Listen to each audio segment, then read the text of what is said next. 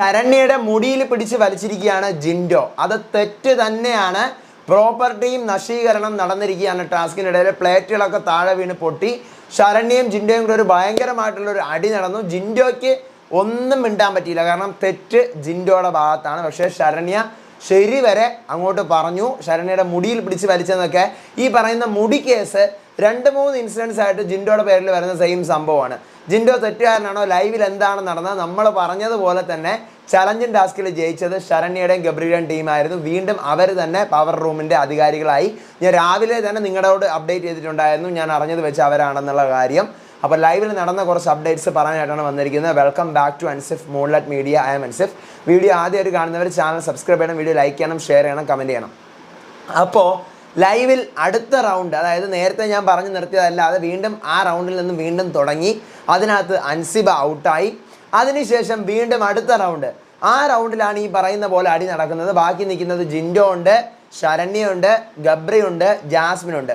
ഇതിനകത്ത് ഗബ്രിയെ വട്ടം ചുറ്റി നിൽക്കാൻ നോക്കുവാണ് ജിൻഡോയും ജാസ്മിനും കൂടി. പക്ഷേ അത് കഴിഞ്ഞിട്ട് ആ റൗണ്ടിൽ നിന്നും ഔട്ട് ആവുകയാണ്. പിന്നീട് അതിനുശേഷമാണ് ഈ പറയുന്ന ശരണ്യയും ജിൻഡോയും കൂടെ ആയിട്ടുള്ള അവർ രണ്ടുപേരും അങ്ങോട്ടും ഇങ്ങോട്ടും ഒട്ടിക്കാനും ഈ കോയിൻ ഒട്ടിക്കാനും അങ്ങോട്ടും ഇങ്ങോട്ടും എറിയും ഇറക്കൊക്കെ നടക്കുന്നു. അവസാനം ഒട്ടിക്കാൻ പോയി.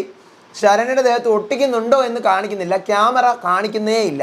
എനിക്ക് തോന്നുന്നു ഇങ്ങനെ പ്ലേറ്റുകളൊക്കെ വീണ് ഉടഞ്ഞോ അല്ലെങ്കിൽ ഇങ്ങനെ ഒരു ആക്രമണം നടന്നു കഴിഞ്ഞാൽ അത് ക്യാമറയിൽ കാണിക്കത്തില്ല. ആ സീന് ലൈവിലായാലും എപ്പിസോഡിലായാലും കാണിക്കാൻ ചാൻസ് കുറവാണ്. നമ്മൾ കാണുന്ന സംഭവമാണ്. സിജോയുടെ ഈ പറയുന്ന ആ ഒരു ഇടി കേസ് ടെലികാസ്റ്റ് ചെയ്തതിന് ശേഷം ഇപ്പോൾ എന്ത് സാധനം വന്നു കഴിഞ്ഞാലും മിഡിൽ ഫിംഗർ പൊക്കുന്നതായിക്കോട്ടെ, എന്തെങ്കിലും ചീത്ത വിളിക്കുന്നതായിട്ട്, ഇതെല്ലാം കംപ്ലീറ്റ് ആയിട്ട് സ്ക്രീനിൽ നിന്നും കാണിക്കാതെ ഇരിക്കുകയാണ്. ഫുള്ളും അതിന് പകരം മറ്റൊരു ക്യാമറയാണ് കാണിക്കുന്നത്. അപ്പോൾ എന്താണ് അവിടെ നടന്നതെന്നുള്ളത് നമുക്ക് കാണാൻ പറ്റത്തില്ല, കാരണം അത് വയലൻസ് ആണ്. അപ്പോൾ വയലൻസ് എന്തായാലും ഷോയിൽ അവർ കാണിക്കത്തില്ല, അതിൻ്റെ പേരിൽ വീണ്ടും കേസ് വരും. അപ്പോൾ അതുകൊണ്ട് ഈ പറയുന്ന പോലെ അവരുടെ അങ്ങോട്ടും ഇങ്ങോട്ടും ഒട്ടിക്കാൻ പോയതിൻ്റെ ഇടയിൽ ജിൻഡോ ശരണ്യയുടെ മുടിയിൽ പിടിച്ച് വലിക്കുന്നുണ്ട്. അത് നല്ലതുപോലെ ശരണ്യ പറയും, എൻ്റെ മുടിയിൽ എന്തിനാണ് വലിച്ചതെന്ന് ചോദിച്ചിട്ട് ജിൻഡോയ്ക്ക് അവിടെ ഉത്തരവൊന്നുമില്ല.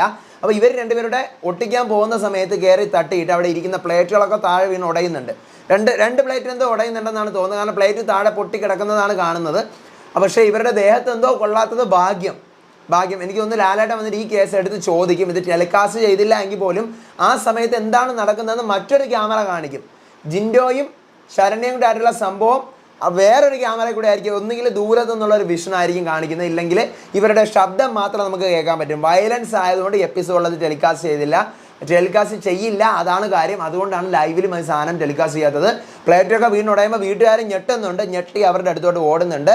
അവസാനം ജിൻഡോ ആ റൗണ്ടിൽ ഔട്ടാവുകയാണ്. അങ്ങനെ ബിഗ് ബോസ് അനൗൺസ് ചെയ്യുന്നു, വീണ്ടും പവർ റൂമിൻ്റെ അധികാരികളാവുന്നത് ശരണ്യ, ഋഷി, ഗബ്രി, ശ്രീരേഖ. ഇവർ 4 പേരും വീണ്ടും പവർ റൂമിലേക്ക് കയറി. പക്ഷേ എന്തെങ്കിലും ഒരു ട്വിസ്റ്റ് അടുത്ത ആഴ്ച കാണും.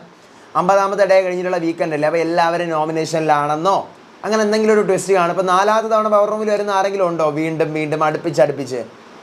ശ്രീരേഖ ഇല്ല, ഋഷി ഇപ്പോൾ 2 ആഴ്ചയാണ്, ഗബ്രി 3 ആഴ്ച നിന്നു എന്ന് തോന്നുന്നു. എനിക്ക് ഗബ്രിയുടെ കാര്യം എനിക്ക് കറക്റ്റ് പറഞ്ഞില്ല. ശരണ്യയും 2 ആഴ്ചയാണ്. അപ്പം നോക്കാം എന്തെങ്കിലും ട്വിസ്റ്റ് വരുമോ എന്നുള്ളത്. അപ്പോൾ എന്തായാലും ഈ കാണിച്ചത് ജിൻഡോയുടെ ഭാഗത്താണ് തെറ്റ്, കാരണം ജിൻഡോ ഒന്നും മിണ്ടുന്നില്ല. അതിനുശേഷം എല്ലാവരെയും ബിഗ് ബോസ് ആണ് ഓരോരുത്തരായിട്ട് മെഡിക്കൽ റൂമിലോട്ട് വരാൻ പറയുന്നത്, കാരണം എല്ലാവർക്കും പരിക്കുകൾ പറ്റിയിരിക്കുകയാണ്.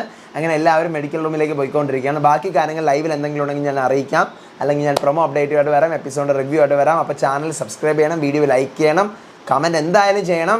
അതുപോലെ തന്നെ ബിഗ് ബോസ് ആണെന്ന ഫ്രണ്ട്സിൻ്റെ ചാനൽ ഷെയർ ചെയ്ത് കൊടുത്ത് ഇൻട്രൊഡ്യൂസ് ചെയ്യണം.